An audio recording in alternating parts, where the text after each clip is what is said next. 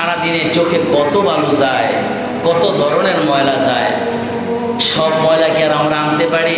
এরকম ঘষাঘষি করি, বালুগুলা হয়তো ভিতরে চলে যায়, কোন এক জায়গায় জমা হয়ে থাকে, মনে করছি যে মনে হয় চলে গেছে।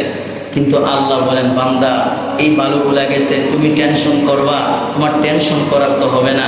আমি আল্লাহ এমন ব্যবস্থা করে দিছি, যখন তুমি রাত্রে ঘুমাও, রাত্রে ঘুম থেকে যখন উঠো, ওইটাই তুমি দেখো সাইডে কেতুর হয়ে গেছে ময়লা। হ্যাঁ, চোখে ময়লা হয়ে গেছে। তা আমরা এরকম করে ময়লা আনি না মুছি। আল্লাহ বলেন, এই যে কেতুর কইরা আমি ময়লা বের করছি তোমার চোখ থেকে, এটা আমি আল্লাহ।